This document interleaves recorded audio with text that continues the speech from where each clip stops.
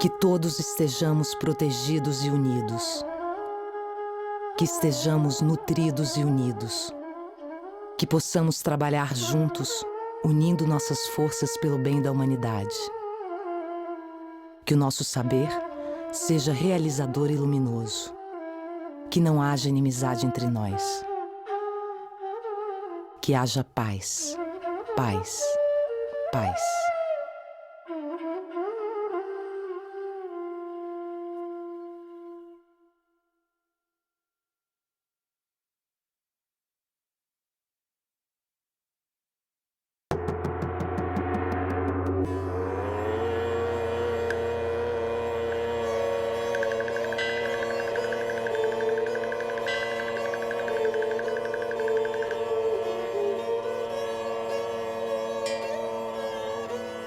Om, o eterno, a sílaba que compreende todo o universo, o passado, o presente e o futuro, e vai além do tempo em si mesmo. É usada no começo da meditação, de uma oração ou de uma prática de yoga.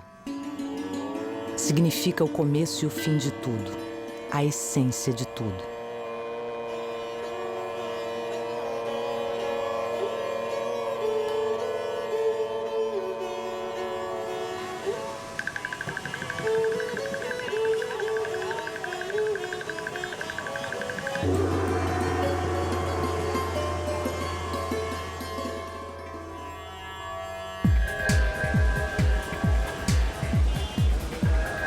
Dizer que a Índia é um paradoxo é redundância, mas pensar na Índia é pensar em contradição.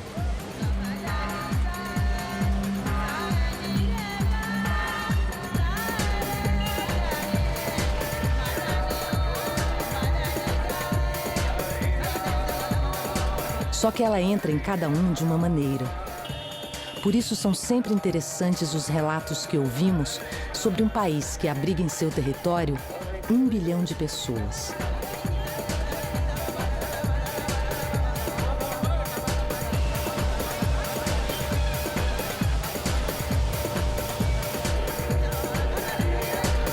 Se pensarmos que a população do Brasil não chega a 20% disso e ocupa uma área bem maior que a Índia, dá para se ter uma dimensão da multidão que contraria a lei da física, que diz que 2 corpos não podem ocupar o mesmo lugar ao mesmo tempo. Na Índia, vários corpos ocupam o mesmo lugar e a convivência é pacífica.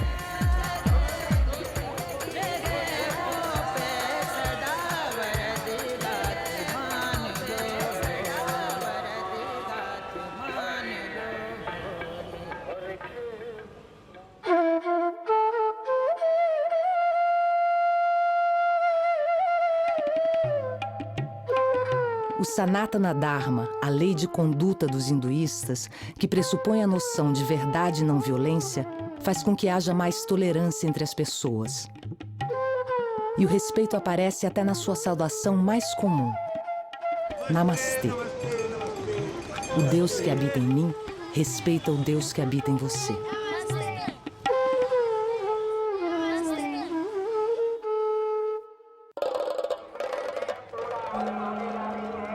No período de 1 mês em que passamos em Uttaranchal, no norte da Índia, não presenciamos nenhum ato de violência, seja no trânsito, nos mercados, numa grande metrópole como Delhi ou nos pequenos povoados da montanha. Apesar da multidão dividir o espaço com vacas, macacos, carros e rickshaws, o caos tem sua lógica e funciona de uma maneira intraduzível.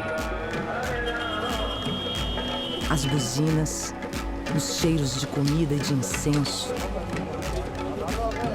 os mendigos nas ruas, o sorriso e a gentileza,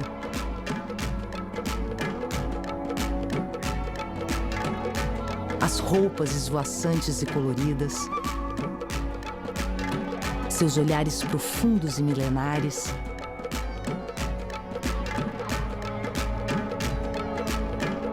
a doçura, a insistência em vender ou ganhar alguma coisa, a humildade, a música dissonante, os mantras sagrados, a devoção. São imagens e emoções que ficaram para sempre na memória de quem visitou a Índia.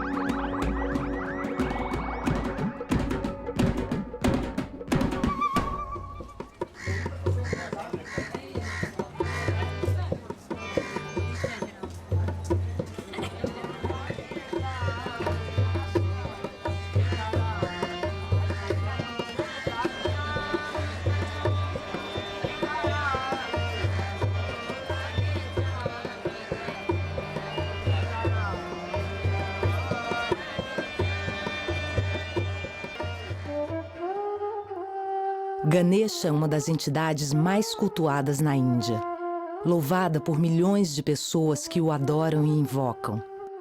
Para todos os começos de dia, de viagens, de parcerias, tudo é precedido de uma oração a Ganesha. Ele é o Senhor que remove os obstáculos e os impedimentos da vida.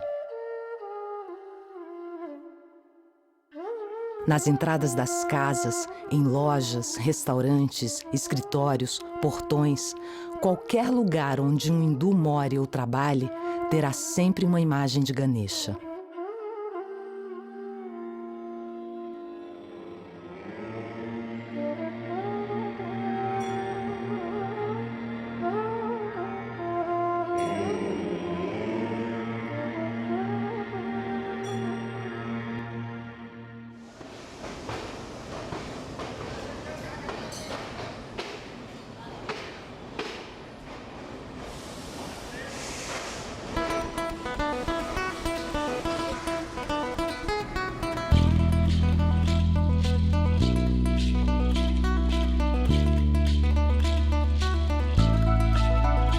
Nossa equipe foi à Índia em busca do yoga.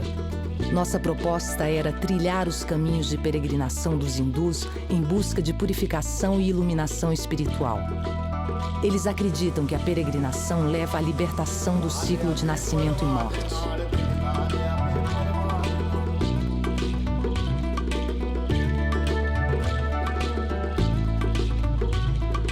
Nossa ideia era encontrar mestres e yogis que nos mostrassem os caminhos do yoga. Procurávamos o Hatha Yoga, o mais conhecido no Ocidente. Estávamos em busca de asanas, pranayama e meditação. Mas o que encontramos foi muito mais.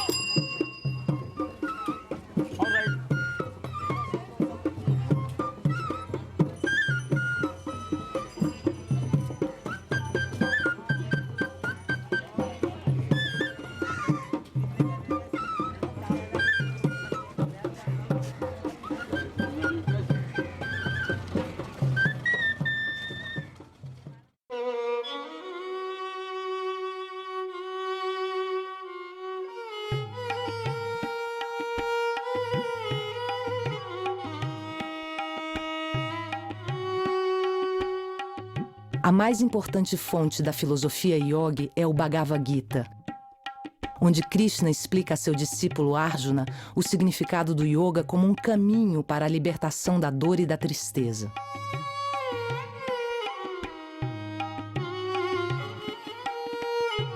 O Bhagavad Gita, ou simplesmente Gita, é parte de uma obra maior, o Mahabharata, o grande poema épico da Índia.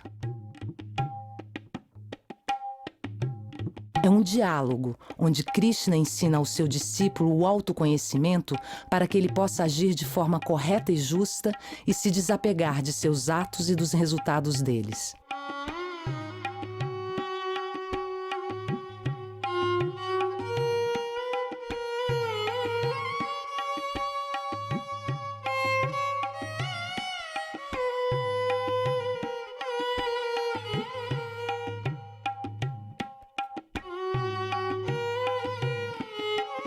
Quem pensa sempre em objetos sensórios, apega-se a eles. Desse apego nasce o prazer. E o prazer gera inquietação.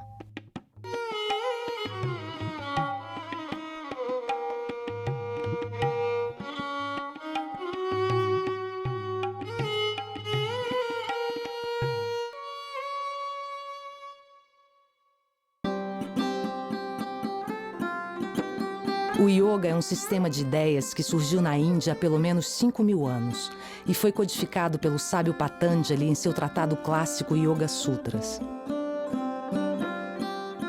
Não é ginástica, não é religião. É uma filosofia, um modo de vida, uma ética, um conjunto de valores e técnicas espirituais cuja finalidade é auxiliar o homem em sua união com o divino.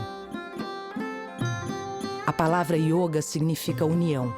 União do corpo e da mente, do mundo físico e do mundo espiritual, do um com o todo.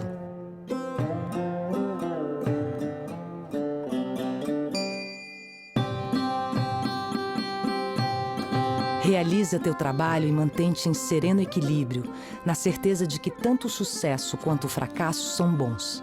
Esta serenidade interior é o yoga.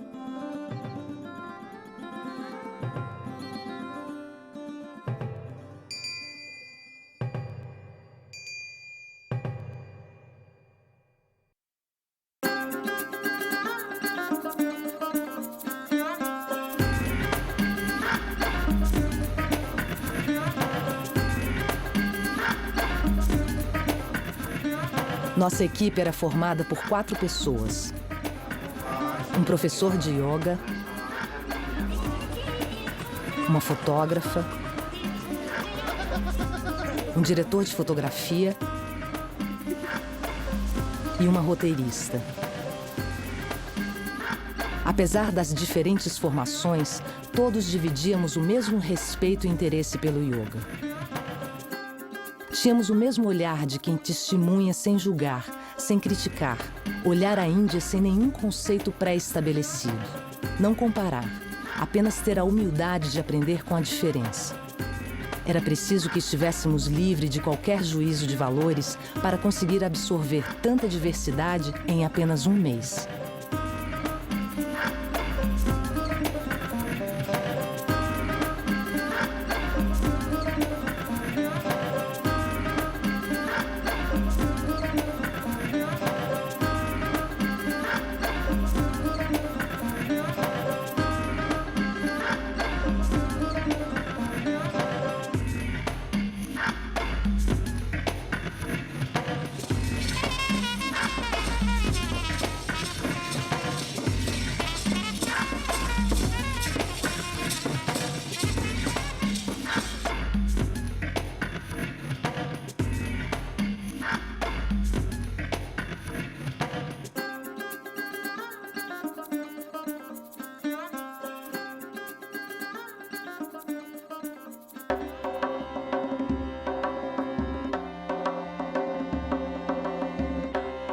Nosso ponto de partida era Rishikesh, a 230 quilômetros de Delhi. Uma cidade situada aos pés do Himalaia, na beira do rio Ganges e conhecida como a capital do yoga.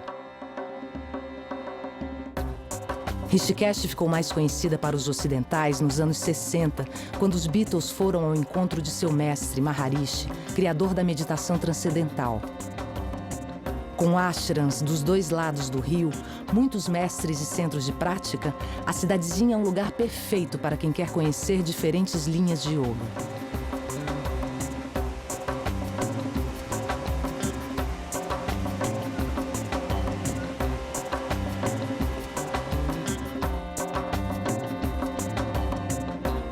A Ashrams são centros de prática e estudo religioso. O equivalente hindu a um mosteiro. Lugares de autoconhecimento e renovação espiritual. Normalmente eles hospedam estrangeiros desde que sigam suas regras. A maioria dos ashrams vive de doação e por isso o bom senso manda que se deixe o equivalente a um hotel simples.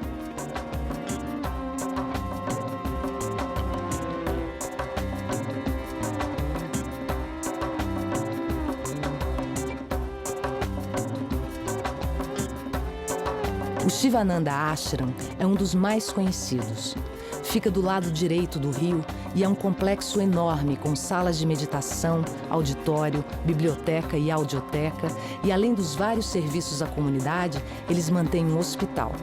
Swami Shivananda tinha formação em medicina e fundou o ashram em 1932 com a missão de tratar dos doentes. Para se hospedar lá, é necessário mandar uma carta pedindo permissão e esperar ser aceito.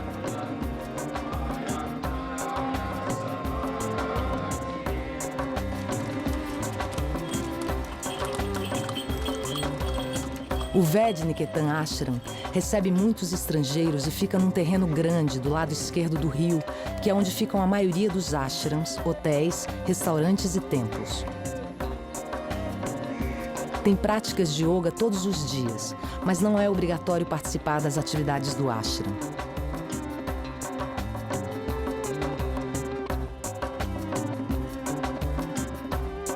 A limpeza dos quartos é por conta do hóspede. Os quartos são bem grandes e alguns têm vista para o rio. Aliás, em Rishikesh, de todos os lugares é possível ver ou escutar o rio.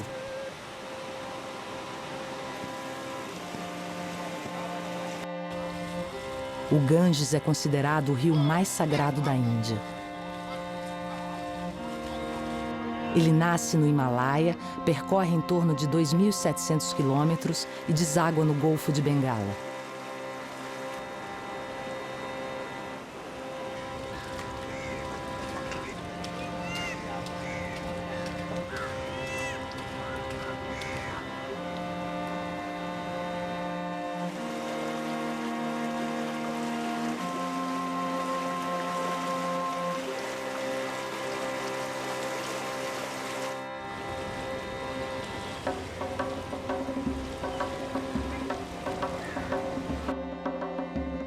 O Omkarananda Ashram recebe muita gente da Europa porque a professora de yoga é uma suíça que mora em Rishikesh há 18 anos.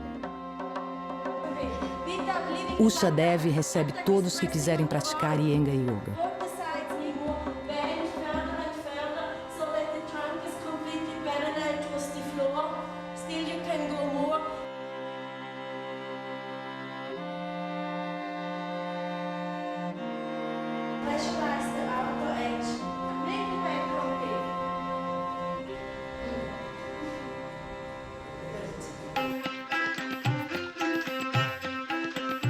A aula mais conhecida de Rishikesh é a do Yoga Study Center.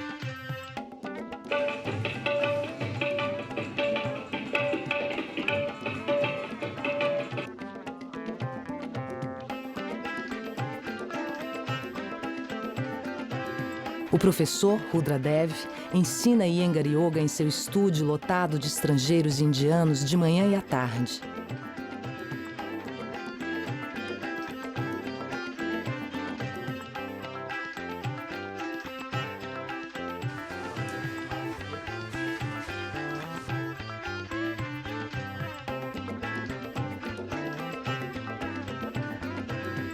Seu jeito rigoroso de ensinar contrasta com seu olhar carinhoso e a atenção que dispensa a cada um dos seus alunos. Ele dá cursos intensivos em fevereiro, abril e setembro, e para conseguir vaga é preciso reservar com bastante antecedência.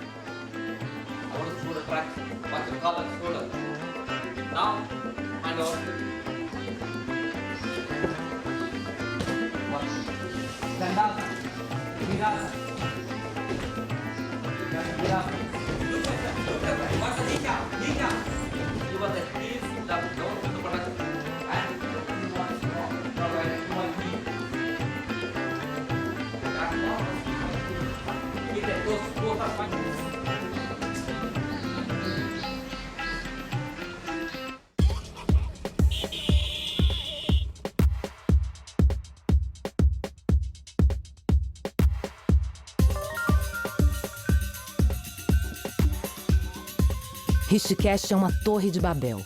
Em suas ruas estreitas convivem estrangeiros, locais, peregrinos de todas as partes da Índia, sadhus, vacas, macacos, motos e bicicletas.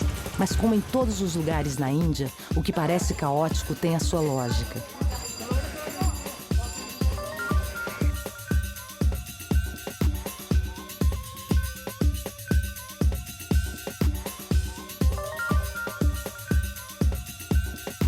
A quantidade de mendigos na rua é desconcertante. A miséria não é banida nem escondida. É difícil aos nossos olhos acostumados a fingir que a deformidade e a miséria não existem. O importante é não julgar, não comparar.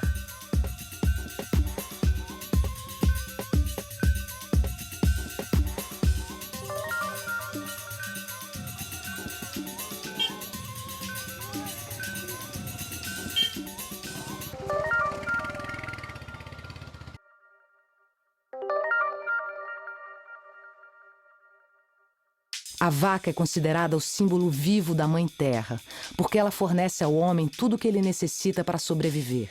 O leite, o queijo, iogurte, manteiga e esterco para aquecer as casas, cozinhar alimentos e fabricar incenso.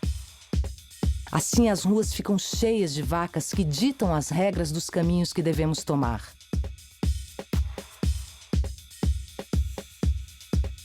E o que no começo é motivo de medo e desconforto, logo vira respeito e convivência pacífica.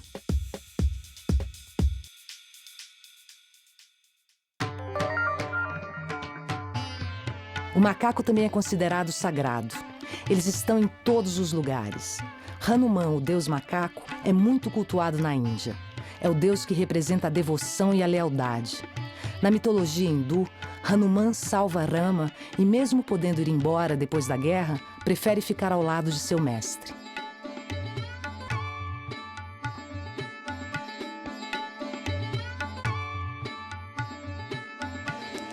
E o fato é que os macacos andam pelas ruas em bando e algumas vezes nos pregam uns bons sustos.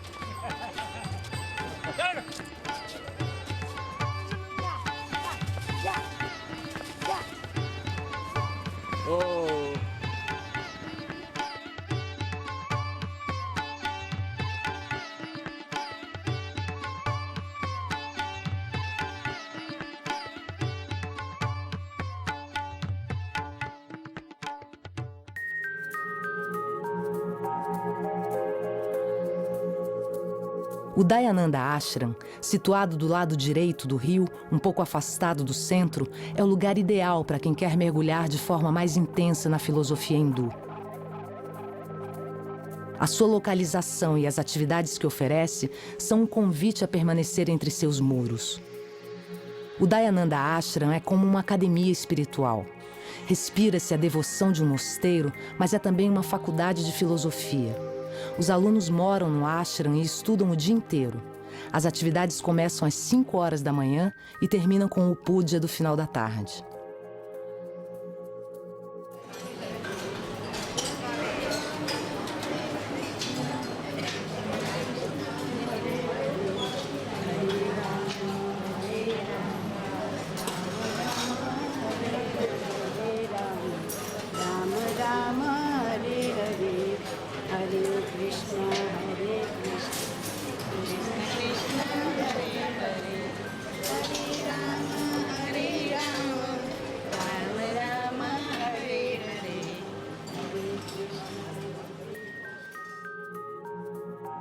Ali não há Hatha Yoga, e sim o aspecto mais filosófico do yoga, o estudo dos Vedas, que são escrituras antigas escritas pelos sábios em sânscrito, o idioma sagrado da Índia.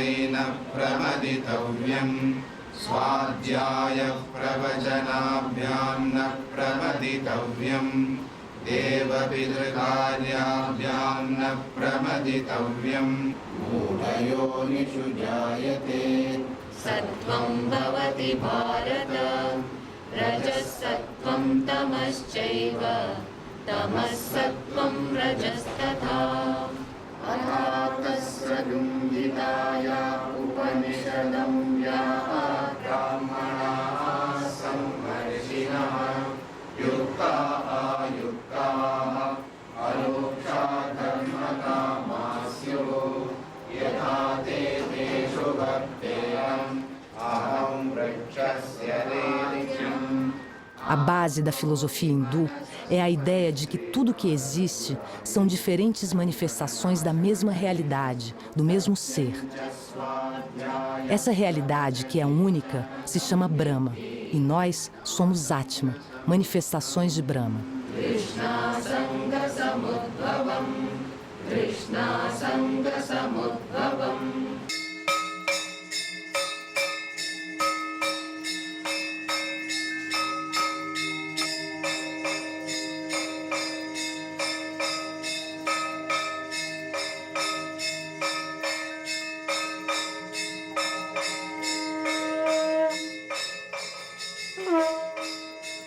Puja é um ritual de devoção. Pode ser feito em casa, no rio ou nos templos. Consiste em receber o Deus como um convidado de honra, dar banho, perfumar, ornamentar com flores, oferecer comida, reverenciar entoando mantras.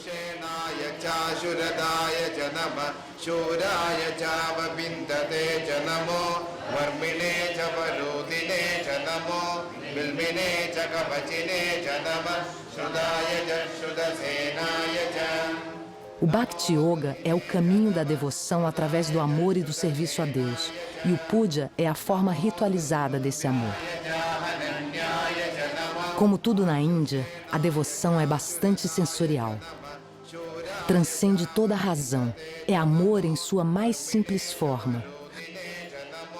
Um amor que entra pelo nariz, pela boca, pelos olhos. Vontade que o tempo pare. Sensação de estar presente no tempo presente. Yoga.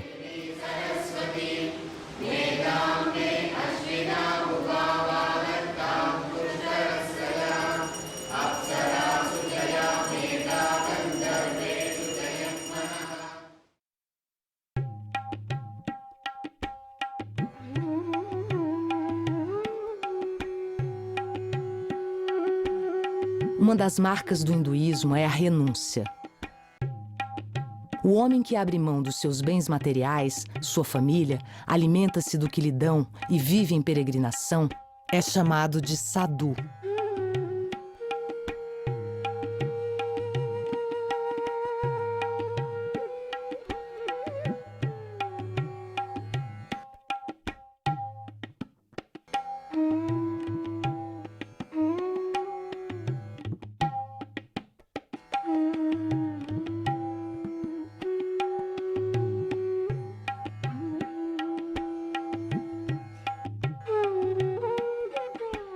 Como ocupam um lugar especial na sociedade hindu, pessoas que não necessariamente têm vocação para a ascese abandonam suas famílias e trabalhos e se misturam com os verdadeiros renunciantes e estudiosos que levam uma vida austera. E nessa mistura, às vezes é difícil para o nosso desacostumado olho ocidental distinguir o real da cópia.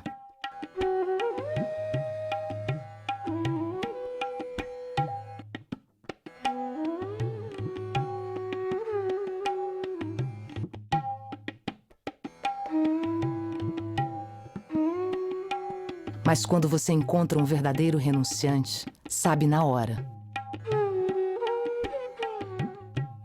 O verdadeiro sadhu vive isolado, quase escondido, imerso em seus estudos, suas especulações filosóficas e suas austeras práticas de yoga.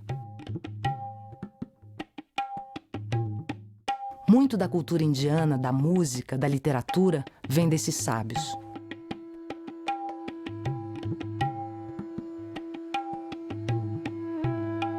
दिख रही उसमें दिख रही है नहीं से देखो दिख रही है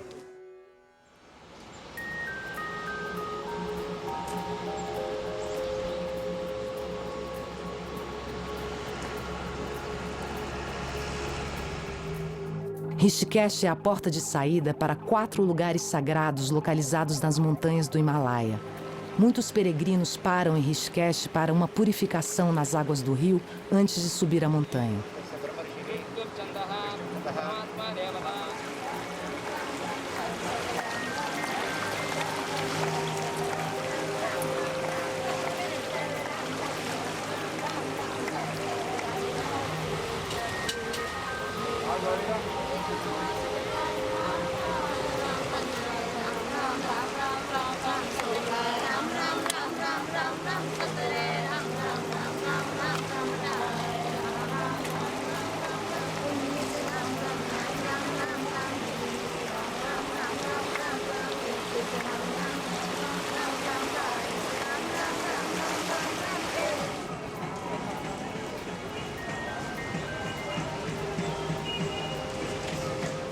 Antes de partir para a montanha, visitamos Haridwar, a 23 quilômetros de Rishikesh e considerada uma cidade sagrada.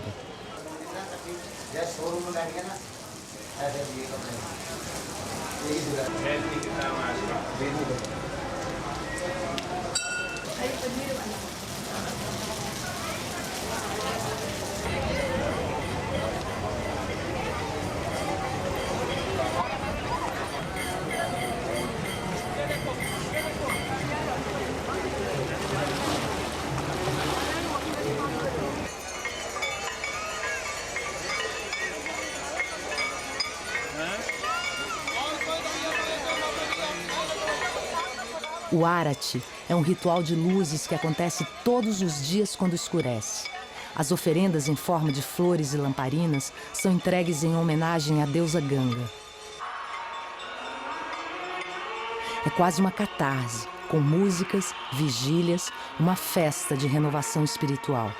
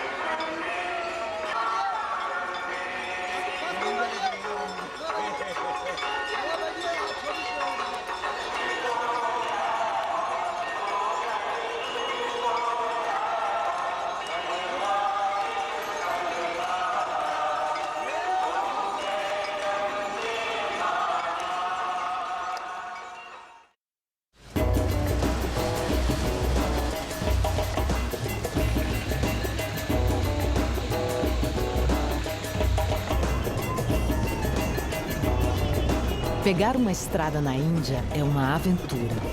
Faz parte da cultura deles buzinar muito.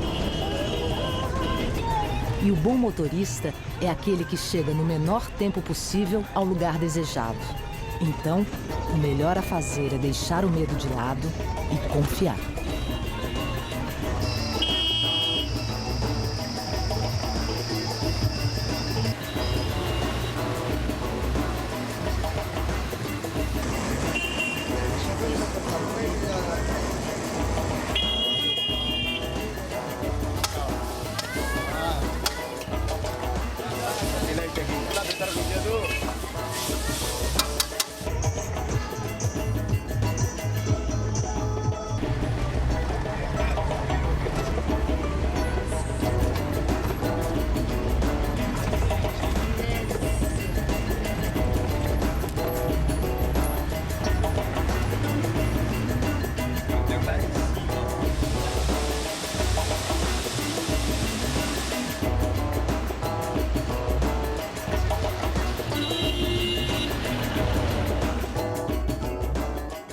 Badrinath fica a 300 quilômetros de Rishikesh e pode levar até 8 horas para se chegar lá em função das estradas estreitas, deslizamentos e congestionamentos.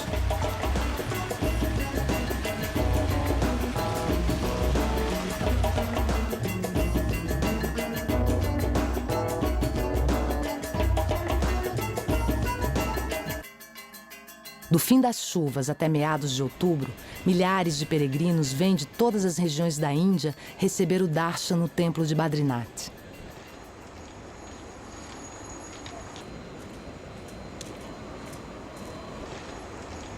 Darshan significa visão.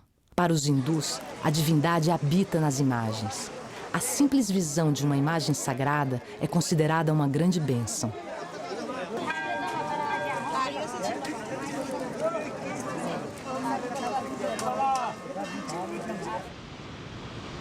Os picos do Himalaia são considerados a morada dos deuses. A natureza, os templos, os banhos de rio são maneiras de se encontrar com o divino.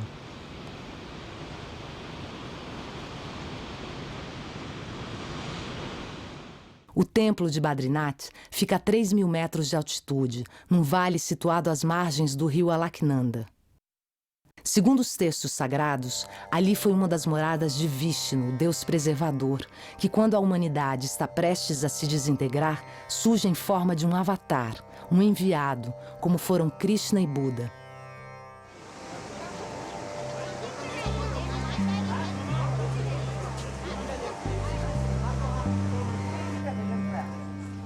Um hindu só entra no templo depois de se purificar no rio. Levam flores, doces, incensos, frutas, grãos e entram descalços.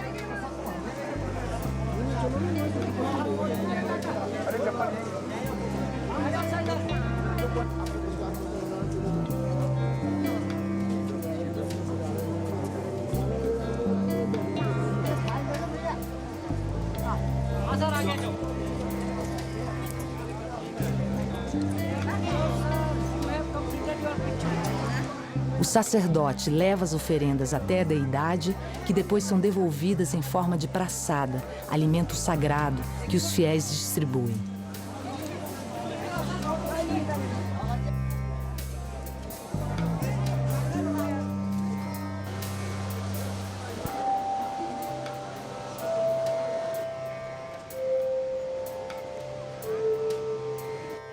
Na região de Badrinath, vários sábios construíram seus ashrams ou simplesmente habitaram cavernas em busca de suas verdades. Os textos sagrados dizem que aquelas montanhas eram o lugar que os deuses descansavam depois de suas batalhas. Badrinath é quase na fronteira com o Tibete, que agora está fechada pela polícia chinesa, que impede a travessia.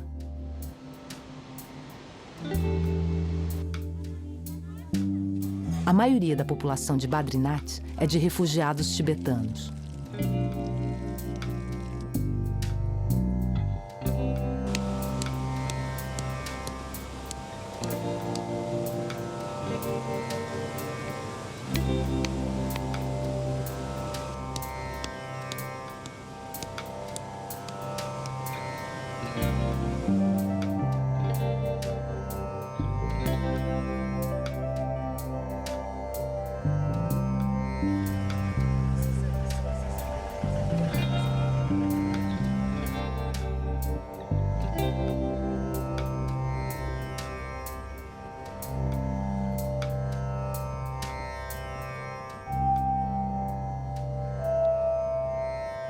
Distante 42 quilômetros de Badrinath fica Kedarnath. Para se chegar lá, é necessário fazer uma trilha de 14 quilômetros partindo de Gorikund, um lugar onde os peregrinos passam a noite para no dia seguinte seguirem para Kedarnath. Algumas pessoas fazem a travessia em cima de mulas, outras carregadas, mas a maioria segue a tradição e vai a pé.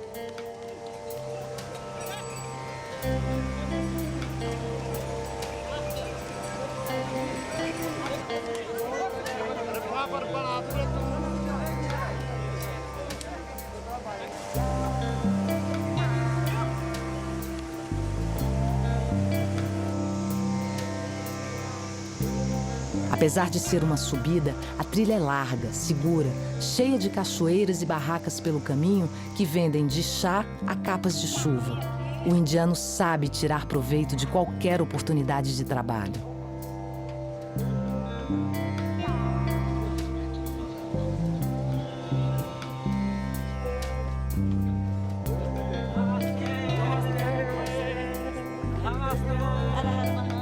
Nessa travessia, aparece bem o sentido de uma peregrinação. Um esforço para passar do mundo material para o espiritual e assim atingir a iluminação e a redenção das faltas cometidas.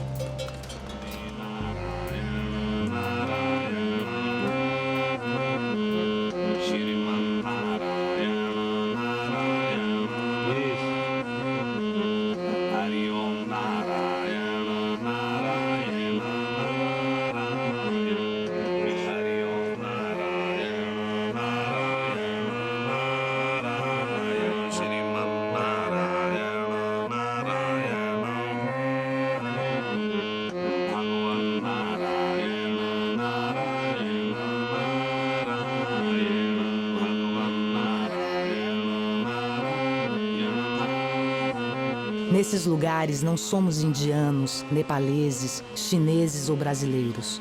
Somos parte de uma pátria maior, que desconhece fronteiras, que transcende idiomas ou classe social. Ali somos Atma, partes de Brahma, o Absoluto.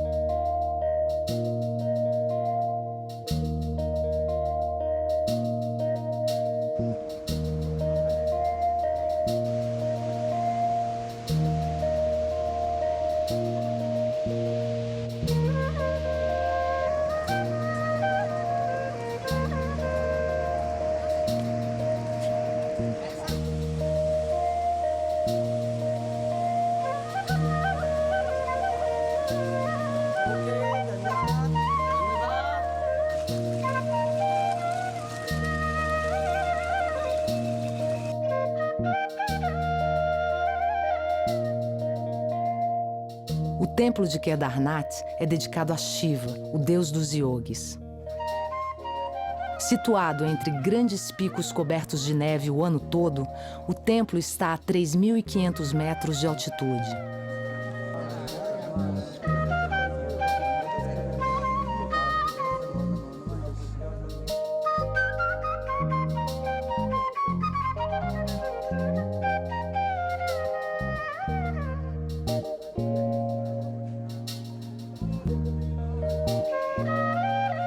Na frente do templo, há a imagem do touro Nandi, veículo de Shiva, que os peregrinos tocam em busca de fertilidade.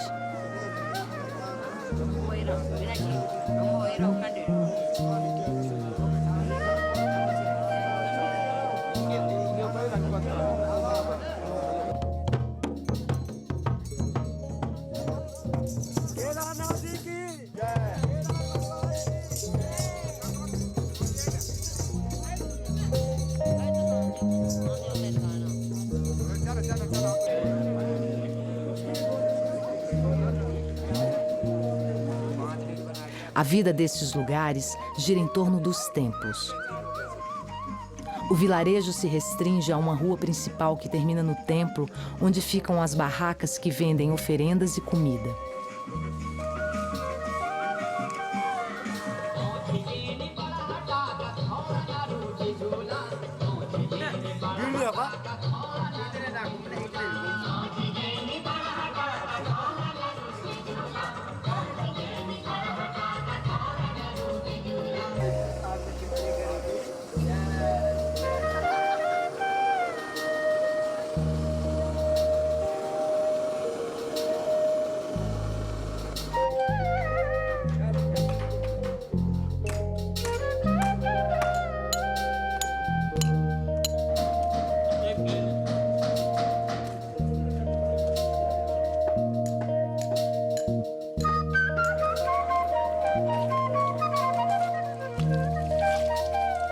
Na montanha, as ofertas alimentares são bem restritas, mas sempre vai haver um pão e legumes da região.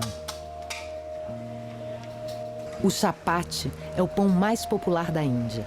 Assim como a lentilha, o chapati está presente em todas as refeições.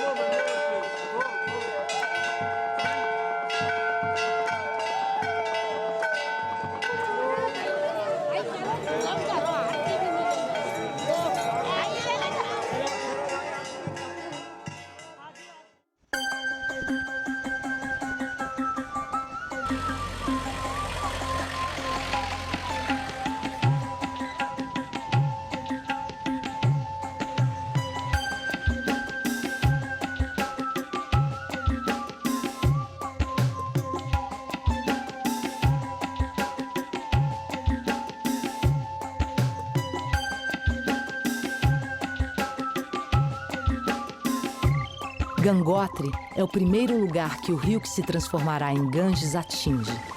Sua nascente é em Gomukh, a 19 quilômetros de Gangotri. Uma caminhada que leva 2 dias por uma trilha que só os mais aventureiros se arriscam. A maioria dos peregrinos fica em Gangotri, que simbolicamente representa a nascente do Ganges.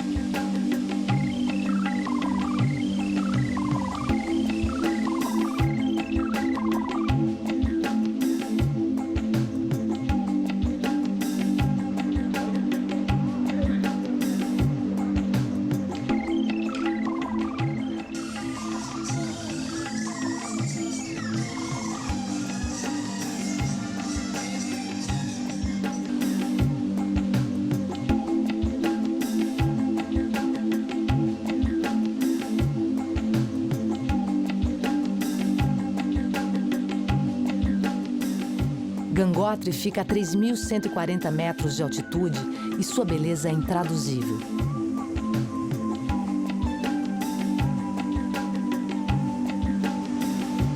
A emoção de mergulhar na nascente do Ganges também. Ele passa forte, violento, mas os peregrinos vêm às suas margens para completarem seu ciclo de purificação. Banhar-se nas águas do Ganges em sua nascente é uma das maiores bênçãos para os hinduístas.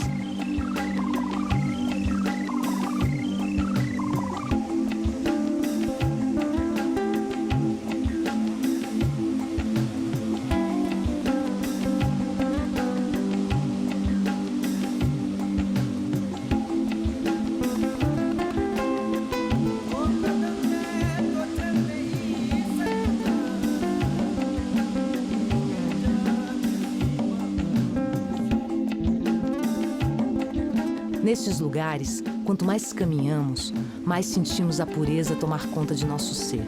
Não há tempo para ego, vaidade, inveja. A montanha nos despe de tudo. Parece que as mágoas, os ressentimentos, as faltas que cometemos vão ficando para trás, nos passos que deixamos marcados nas trilhas por onde passamos. A alma fica leve, o semblante alegre.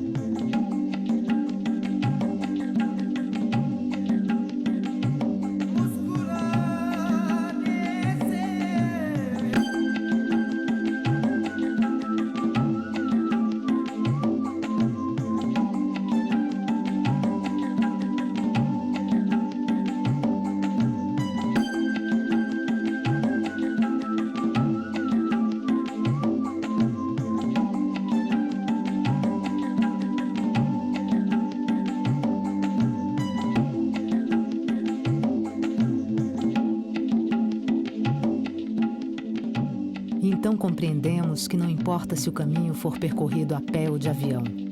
O que importa é o caminho que vamos traçando. Importante não é a chegada, é o percurso.